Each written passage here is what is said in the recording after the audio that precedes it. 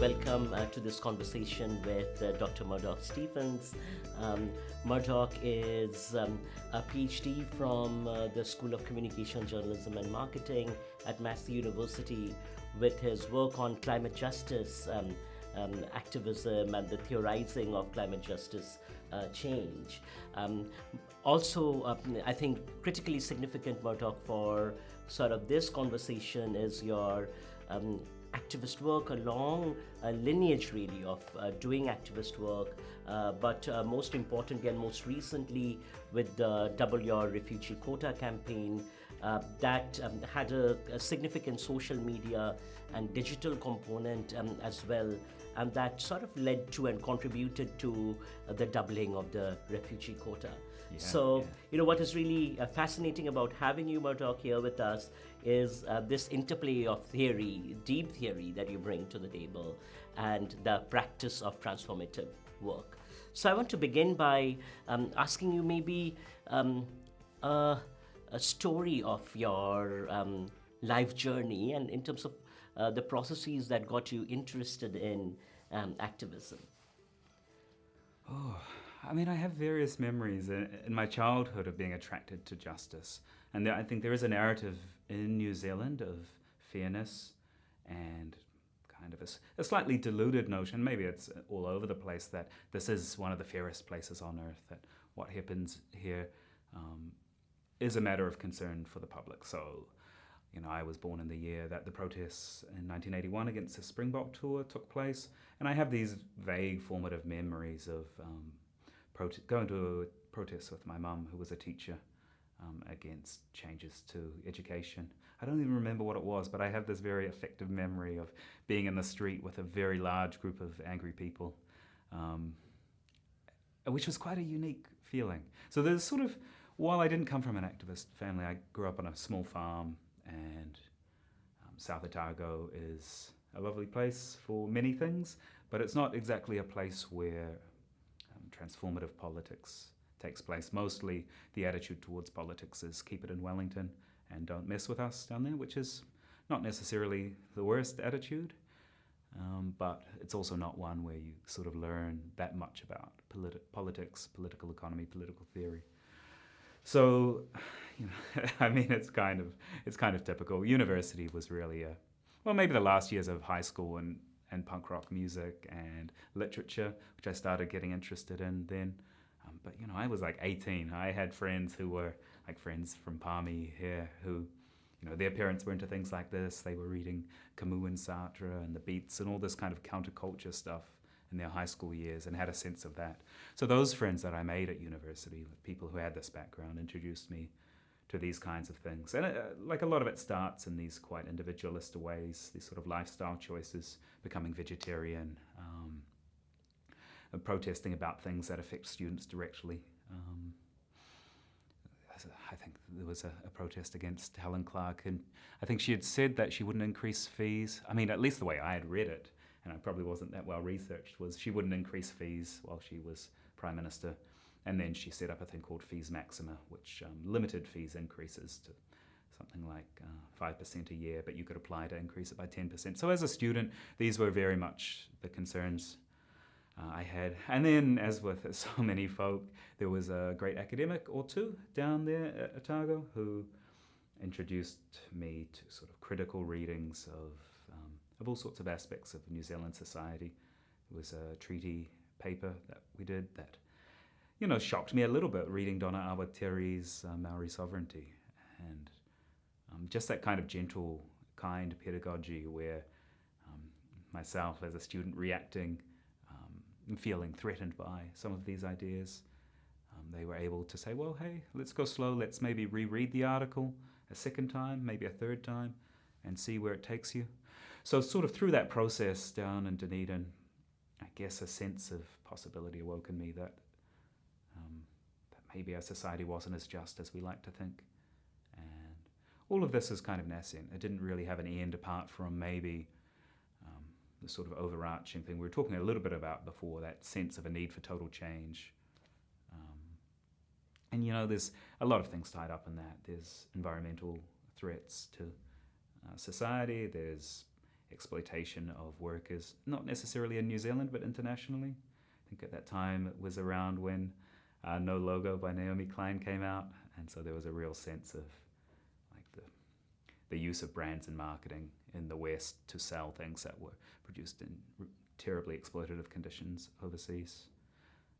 She has a nice description of protest against groups like McDonald's and some of these corporations in her book that followed that, and she calls those a gateway drug to sort of deeper thinking, deeper critical thinking on the role of all corporations in our societies, as well as a kind of a gateway to protest in a different, more broader manner. I mean, I could go on at length about this. The Double the Quota campaign was really the most significant first piece of activism I did. And now it sounds strange to call it activism. It almost feels like once you start getting other people on your side, once the Amnesty Internationals get on board, once you start actually meeting with government ministers, then you sort of smooth down the sharp edges of that word activist into a softer word, advocacy. So even having the activist in residence title, I met with family at the weekend, and I sort of smoothed that down to, it's people doing work in advocacy and social justice, these kinds of things. Travel as well was a big part of this. Living in Syria before the civil war, and there's a really long story around some photos of refugees that I found in an abandoned refugee detention center in Iran.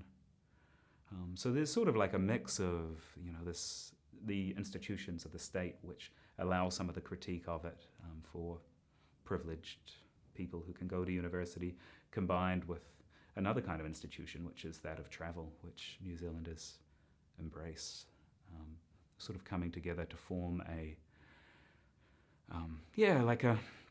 sense in myself of, on the first hand, wanting to do something, but not really knowing what it was that I would want to do.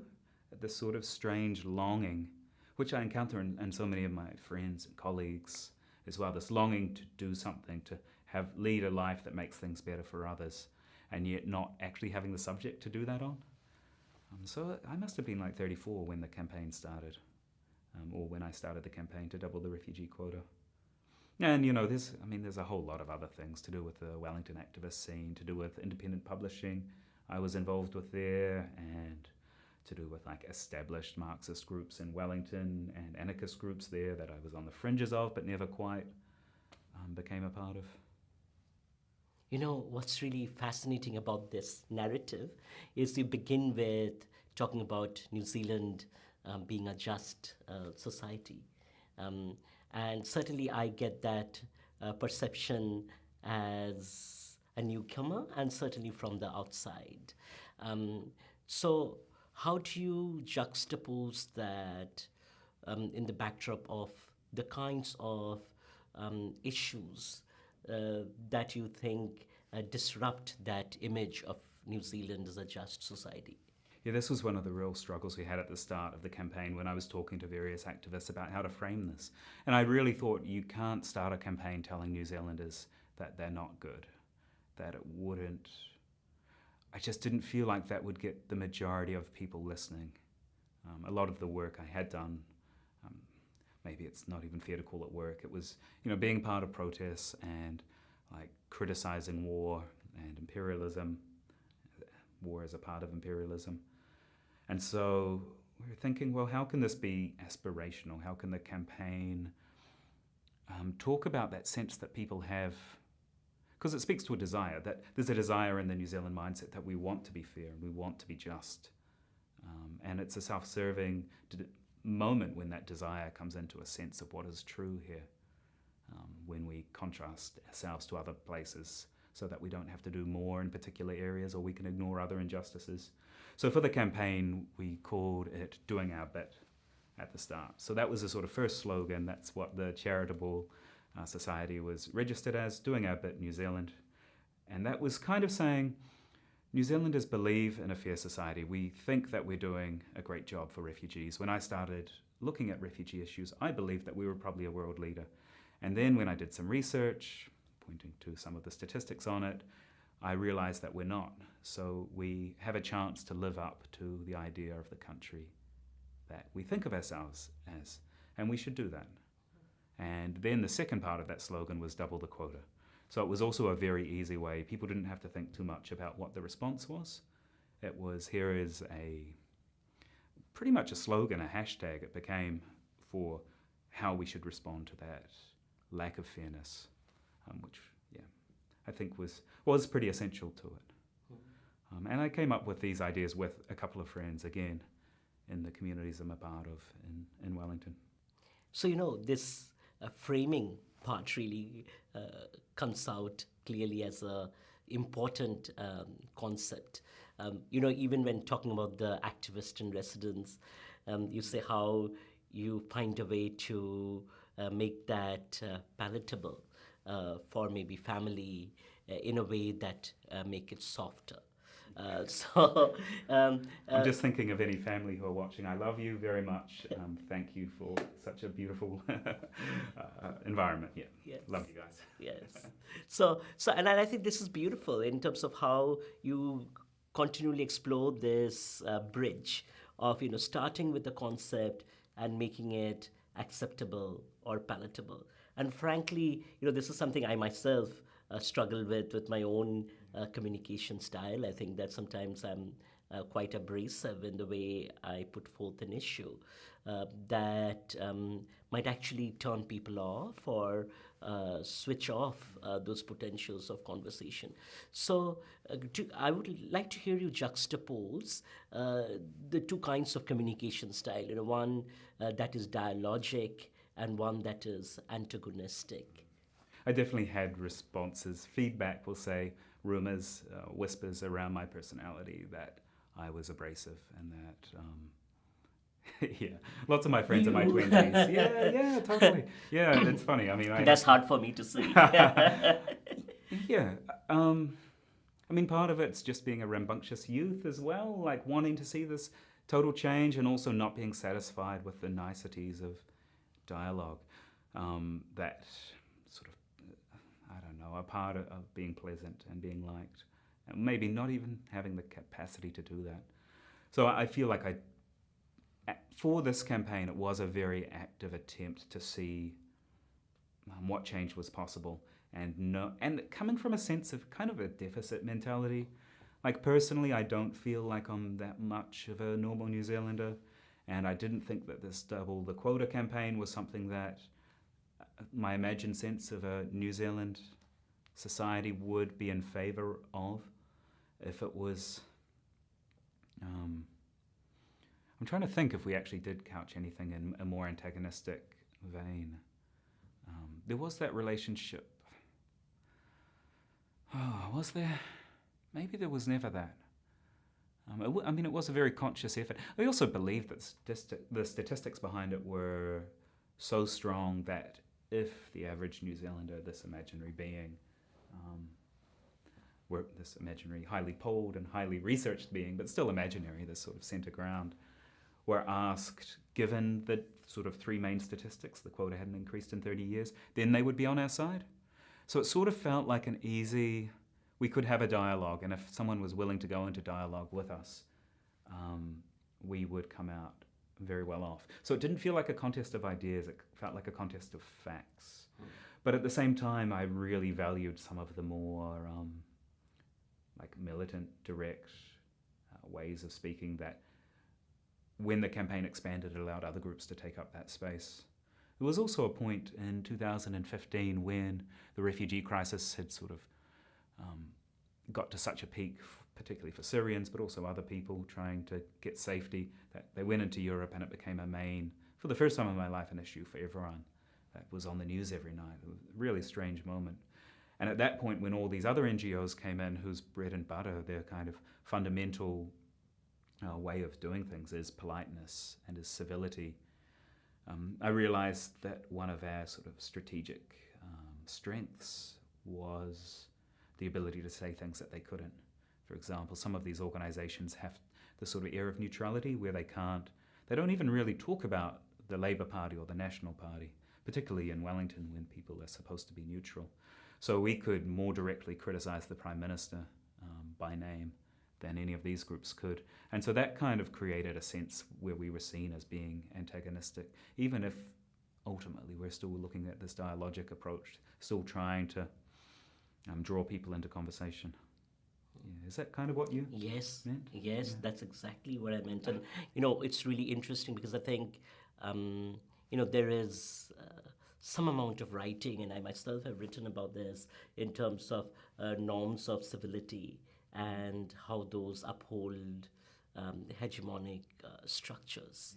Yeah, that hegemonic structures create rules so that the unsayable mm, often becomes a way for keeping intact the rules of the structure.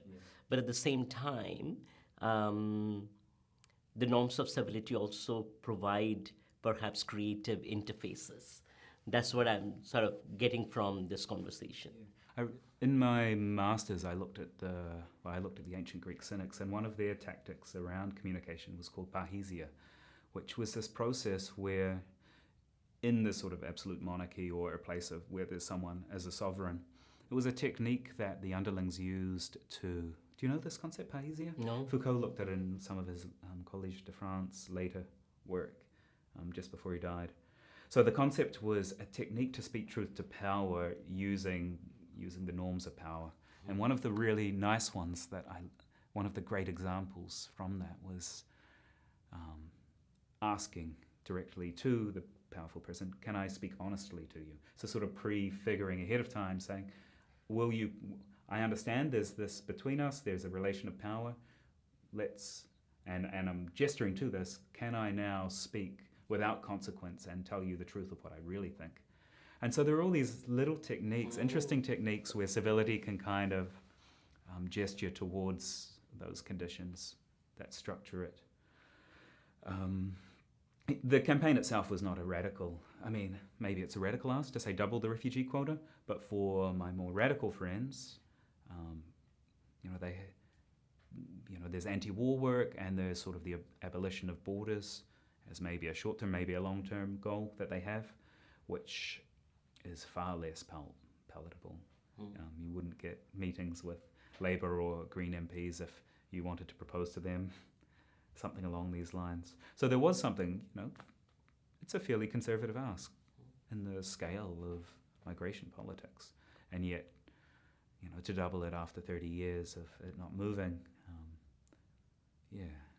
is a challenge. So, this is a really interesting point about any communication that works within the context of social change is the ask, right? And in terms of even what you describe as radical vis-a-vis what you see as making an impact on people's lives, and in some way at least attempting to alleviate that suffering.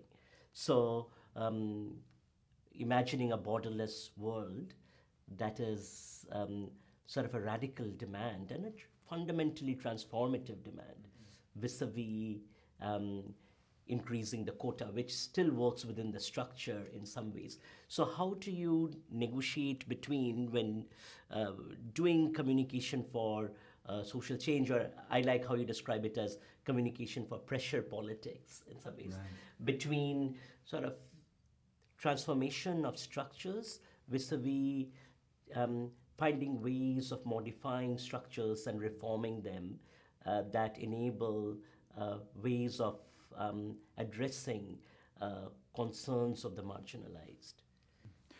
Part of the benefit of having the campaign be just super pragmatic and practical and easy to understand was that there is a long-term aspect to having a fairer refugee intake. Is like, for example, the communities that had the most pushback against refugees coming here were often from those communities where they didn't have people from refugee backgrounds. So there is something transformative about simply being in a society where there are people who have gone through these struggles. And I'm not talking about diversity here as a sort of like bland word. I'm talking about people who have had to flee for their lives from countries and then they come to a new community and their kids are going to school with these other people's kids.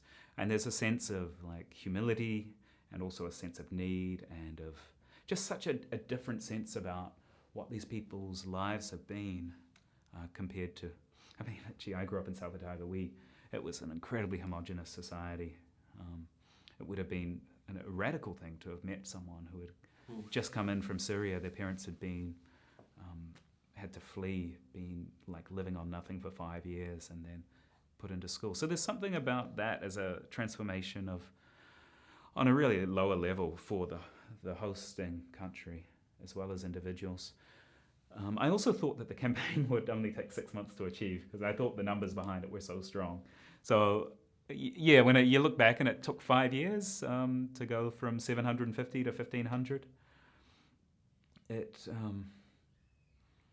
may, if I'd known that from the start, I probably would have sort of developed a little bit more about what the ultimate goal, what the kind of underlying ethos is, not only behind this, but related to war and persecution, and also related to the movement of people. I mean, it's been really interesting as well because, as you're saying, like free movement is this goal that people have. It's also a neoliberal goal, or a libertarian goal at least, maybe not neoliberal.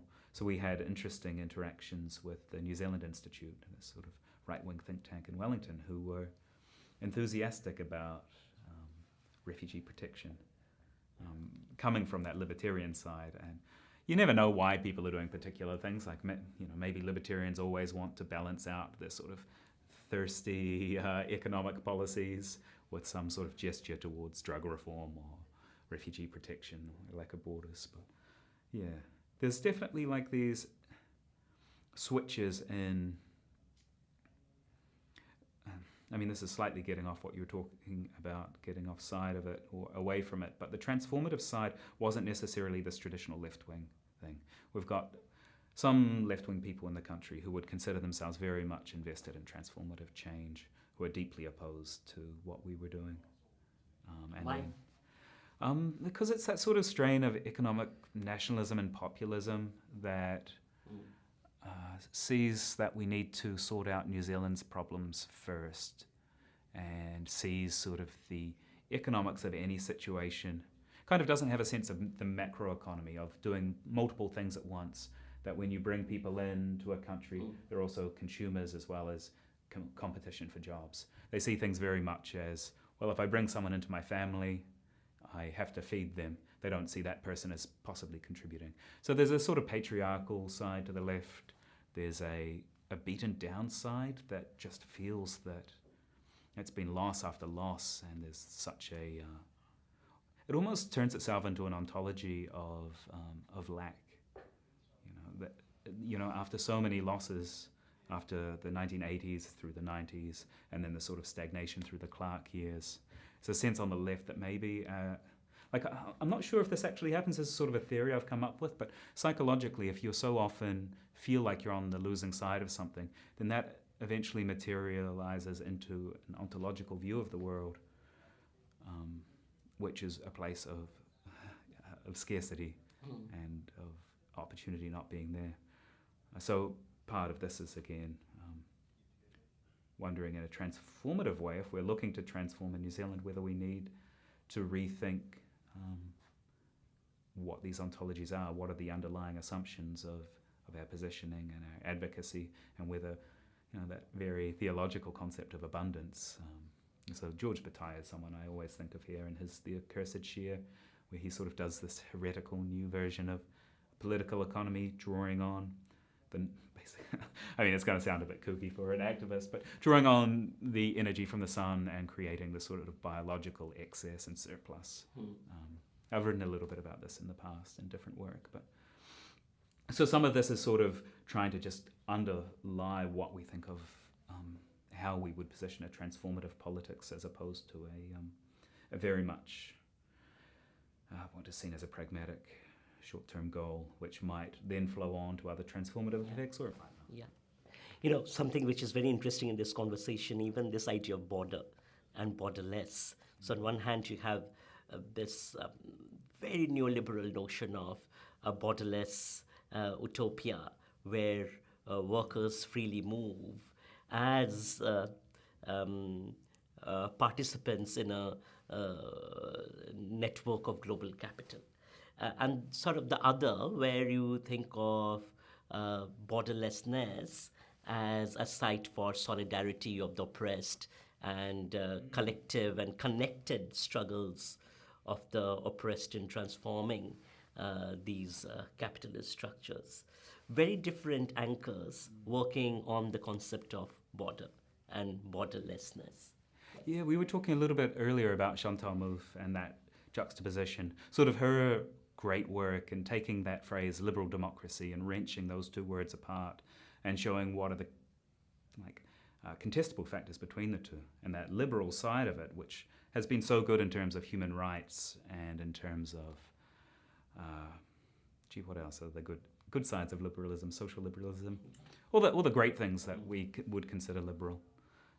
Putting that to one side and saying, well, that's also lined up with the neoliberal impetuses of economy, and it's also fundamentally based on expanding on liberalism that has no borders.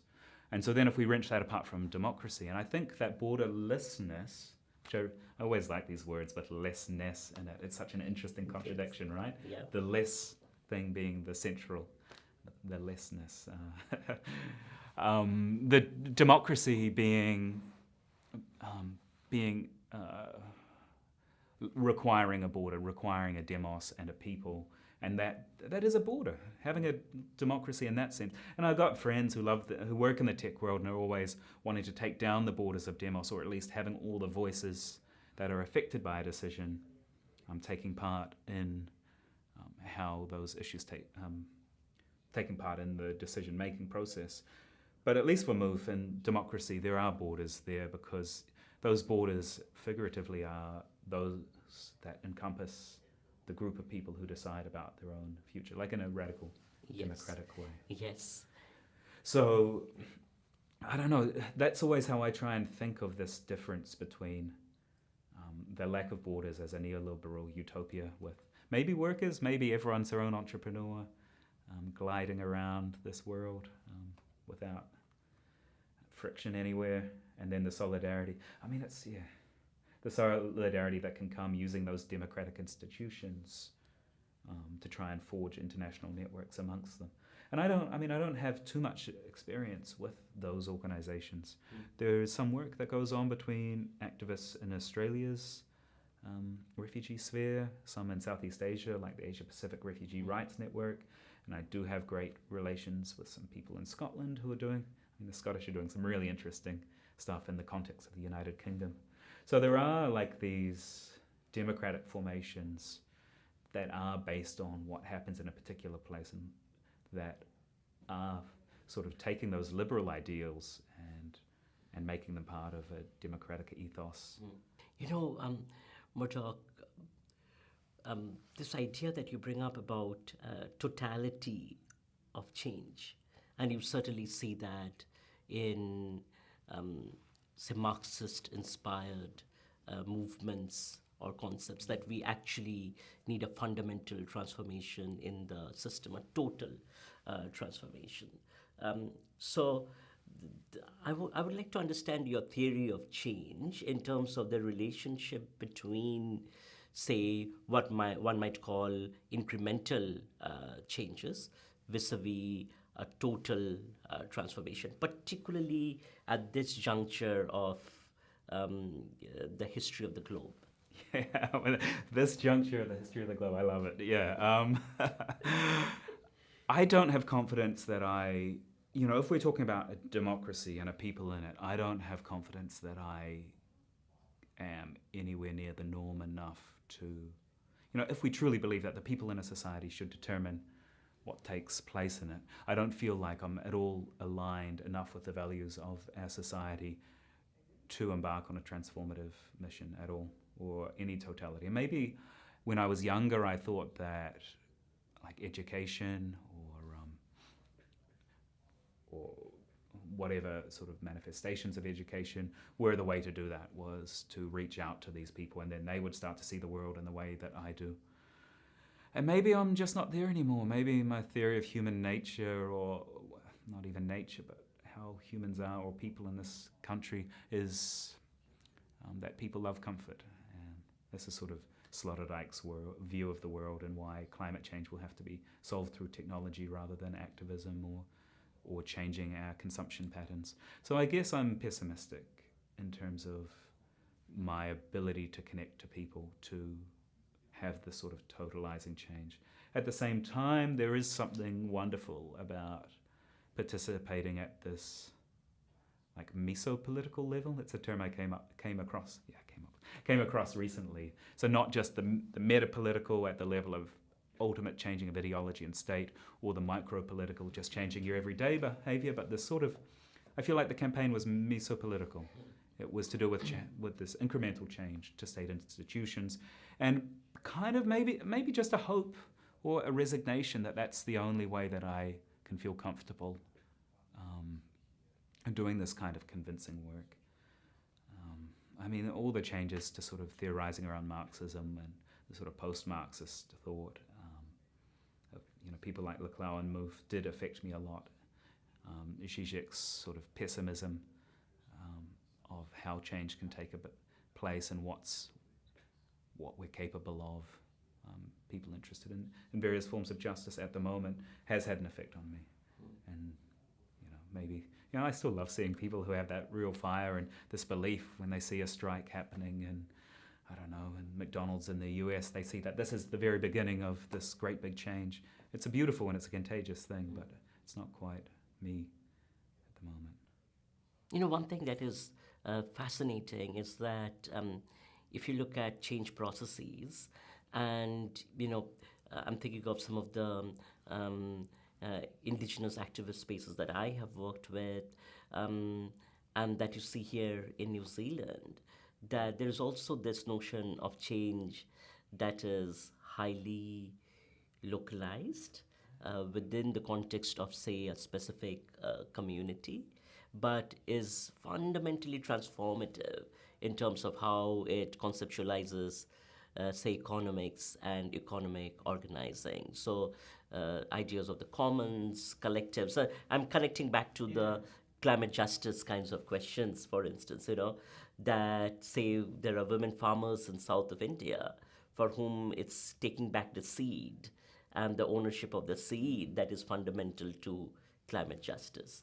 So how do you, I'm thinking about the meso, how do you connect these perhaps very localized spaces of radical transformation to meso and macro levels? Well, I feel like there's already a meso aspect to it in that they're not just changing their own personal behavior. It might seem localized and distant to me in New Zealand, but if I was on the ground there, I'm sure there would be organizations and networks and collaborations that far outstrip one individual trying to change their life somehow. And writing as well. I think recording these things, sharing them, finding sites of solidarity that are digital, but also connected to the people in these spaces. There's a nice book recently by Lana Lopesi, who was writing about rethinking the Pacific away from the idea of, and she's drawing on writers who have done this before, but away from the idea that there are isolated islands, that the ocean is the highway that connects people. And she adds at the end of the book that the digital spaces and social media for her were the highway that connected her to other indigenous struggles around the Pacific. That's some of it, some recording, talking, finding those points of solidarity internationally, learning from these groups. And indigenous movements in this country are, if there's going to be something transformative, I think that's this. It has to be the sphere it would come from. And that's a very different transformation from your Marxist imaginations of transformation. Yeah, it is. Of course, as a white middle class guy from South Otago, the Marxist ones are more appealing because I can recast myself as coming from this working class tradition, and it becomes something quite personal and connected to me as the person who can sort of embody the struggle against this big other, this capitalist machine. For Indigenous issues, it's a lot harder to, certainly harder to speak with people, for people, learn a language even, to write on these things, hard to deal with the history of colonization in our own communities, if not families directly, the benefits that we've had. So it's, even though it's it seems very obvious that, under international law, signed a Treaty of Waitangi that didn't give up sovereignty, that didn't cede it, at least in the indigenous version, and that's what, under international law, we should read. So, like, quite naturally, Maori sovereignty should be the basis of our society. And so it's that sort of slow grinding away of saying this repetitively through different ways and different angles, focusing on education and health, all with this underlying kaupapa of working towards, whether it's just, at the first steps, Maori like self-determination, leading, hopefully I'd love to see this country truly led with whatever would come about in iwi coming together and thinking about what Maori sovereignty would look like in a deeply colonized country. That to me is like a fascinating proposal. And I'm not sure if there's anywhere in the world that has really done that decolonization work. Do you know, there's not exactly a model, is there? No, there isn't. And the only models you see, in my understanding, are at the highly localized levels in terms of autonomous ownership of spaces and the anti-colonial struggle almost of taking down settler colonial structures. But in terms of how you sustain this and grow it, move it to a national level, but also maybe to a global level. I come back to the question of climate justice, and there is a part of me that understands a solution to climate justice as the indigenizing of climate justice struggles in a way where we don't just look at indigenous struggles as nice exemplars to put up, but where the space is actually owned by indigenous peoples and communities in shaping where we move globally. What I love about Peter Sloterdijk's History of Spheres and History of Globes in his second book in the Spheres trilogy is he does talk about globalization from basically the starting of colonizing processes. So of resisting colonization, he specifically talks about like the mindset of exploitation of resources and things that aren't in your local area, taking them from one place and burning them up, using them.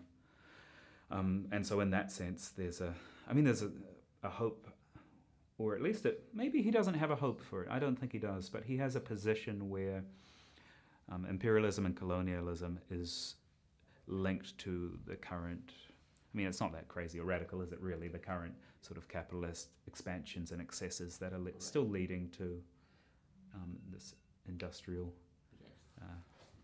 exploitation. And decolonization, as opposed to that, is it's a big ask. It's a big challenge. It's something beyond what I certainly can't picture what that looks like now.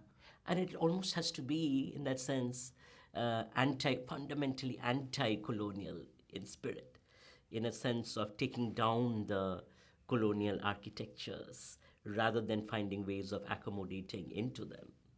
That's true. I think the thing with Sloterdijk is he doesn't believe this can happen. He doesn't believe that humans can change. He's quite pessimistic about this.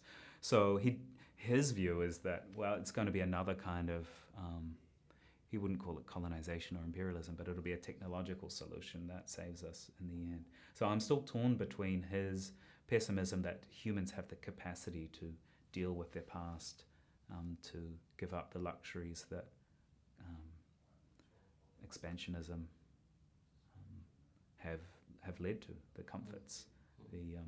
He's got this really great way of talking about air conditioning and climate control as a sort of extension of this protection that we have in a space that we've been afforded through this expansionism and taking of, well, also through technological advances, but these are also grounded in economies that have benefited from imperialism and exploitation. So his sort of that notion of, well, anyway, this is getting too much into the technological solution. But what I guess I'm trying to say is I am really interested in these attempts to decolonize as a part of climate justice, but I'm not entirely, I have pessimism. Unless there are, some particular sides in that anti-colonial sense that are taken over by indigenous peoples through forced struggle, So I'm thinking about land grab that directly connects to climate change. And it seems that the places where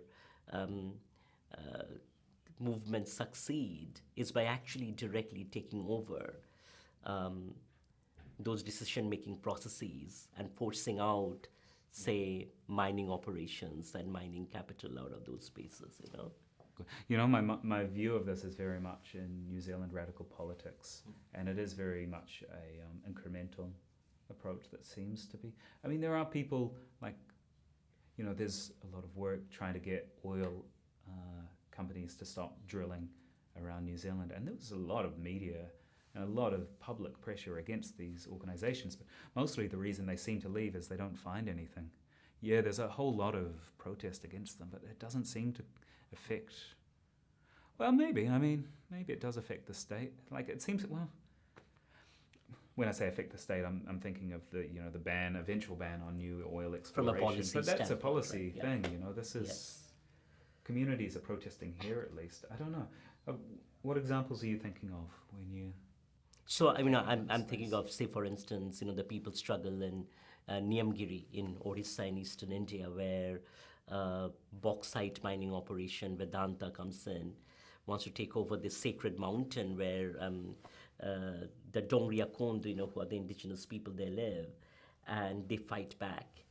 They fight back through sort of everyday protest politics by working through the legal structure, and sort of those become sort of instruments of the state, also become sites of anti-colonial struggle.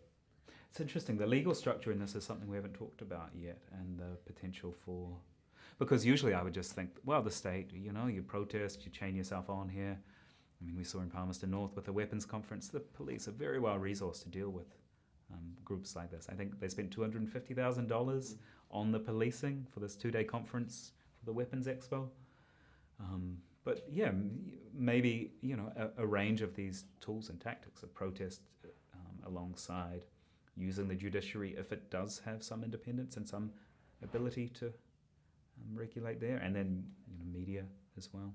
I guess this is, I mean, touches on the theory of change I was talking about in the campaign, and just the, like, just trying to fathom and to communicate. I mean, it took a whole book for me to try and talk about and this is, you know, this is a summation, this is 40,000 words. I could have done a doctorate describing like all of the attempts. You know, it's not just sort of one protest will do these things. Yes. I mean, I guess there is something though that we could talk about more broadly in terms of the wider ideology behind Indigenous struggle and Indigenous movements, and that grounding in a connection to the earth. I mean, my PhD was more on sort of critical theory on, and looking at some of the sort of attempts by even people sort of like Bruno Latour to appropriate, not even to appropriate, but to draw in some indigenous, some notions of indigeneity to his sort of theorizing on nature and politics. You know, something that becomes so apparent throughout this conversation, and even when I look at your work, is how your commitment to activism is embedded in a deep theoretical commitment. That brings me to how you see the links between academia and activism, and what relationships do you see there? I mean, there are lots of wonderful, excellent people in the university who I really love being around. I love the library. I love reading books. You know, quantitative analysis is fine, and going out and doing long interviews is fine, but my doctorate was reading like all the works of 4 different philosophers. And I can't speak about this without speaking about the material side of it. The university is still a place where if your grades are good enough, you can get a PhD scholarship. And I was still living like a student, so it basically funded me, that and lecturing, funded me for the entirety of the campaign. So there's that sort of material economic link where the university is still accepted by the state as a site of some production of value, even if it is, you know, teaching. Theoretically, I mean, yeah, even before I started the campaign, I was using these issues as a way to talk to people who I found very interesting, who had unique minds, who were connected to ideas, who were more committed to those, to the struggles to unravel paradox. So, you know, a lot of my thinking in all this stuff is I'm at this point of tensions between two concepts, whether it's about if Indigenous The struggles dialectics, right? Yeah, absolutely. And the university is still home to a lot of great people like that, and allows it to flourish if you find those people. Lovely. As we wrap up, do you have any last thoughts that you want to share with us? Oh, last thoughts. Well, I'd like to thank you for inviting me here and establishing the Activist in Residence program, even if not all the time I can say Activist in Residence, whether it's to the cab driver or the family. I think it would be an encouragement, building off that last point, to people, and I've seen a lot of people go from the activist space and really want to dig deep into a question, to use the university for the institution that it is, for the democratic institution, and know that you will find other people there that are interested in helping you, not even necessarily through this relationship, this formalized relationship, but a lot of great informal stuff happens there that goes below the radar. So if you have an issue where you have found these paradoxes or these struggles, don't ignore them. Use the university to dig into them, whether it's undergrad or master's, doctorate, or long, healthy career. And continue transforming the university. Yes. Exactly. We haven't even talked about this. Yes. Thank you very much for having me. Thank you so much, Murdoch.